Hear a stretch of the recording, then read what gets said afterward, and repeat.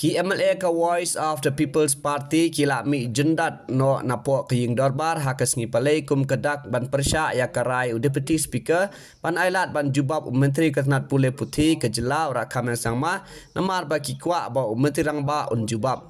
Kane kalong hadin ba uba Arden ula dawa ba Menteri Rangba ban jubab halor kamat kaba lawan ra syapang kejing tungkam nong hikai ha dadang kre. Henry Menteri Ketenat Pule Putih ula yang ban jubab. Syuaya kene uba Arden ulaong ba kwa ban ye kren bat menteri uba la kren shun bat wanra ya kejing ye snam hapdeng ki kasi bat karo ha kapor ba uyalap election MP ke bala adem bat ula kerpat ye speaker ban pak jubab ha menteri Rangba.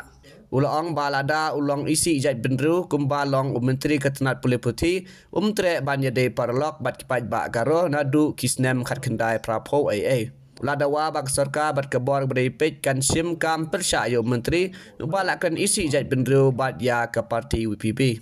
Haba Deputy Speaker rukot ya menteri ban jubab uba Aden ulayang da ke boong ba tre ban sengap ya jubab urakam lada jubab menteri Rangba lane uwe na ki sembut menteri Rangba namar ba kejingkren shun jong kedai kejing penkenya ke kendon cispa kendai pun ru jongka BNSS Act.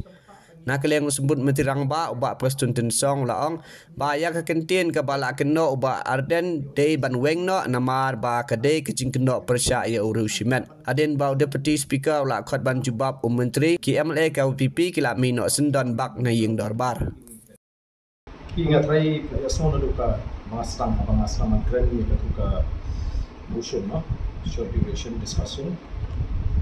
Nampak apa dia don betah hari jengkren review badan gaji semua pihak jadi real, badan gaji semua panon rai gaji yang air range ni begitu.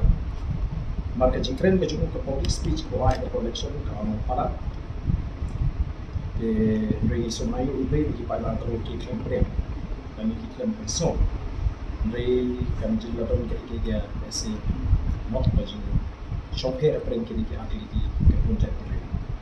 Jadi nama kata kata, keren lalu sedang for bang sedang keren di para lembau speaker ni kuat chief sir ni one of the way to pergi di chief sir can jubab can respond to juga karena kata orang di belakang pen ni kan nomor dia mangim don kan pun boleh jadi dia bergerak ini kalau kemat mengira itu kalau nomor ke bawah masyarakat lagi only reception policy di kuat itu person just and fair.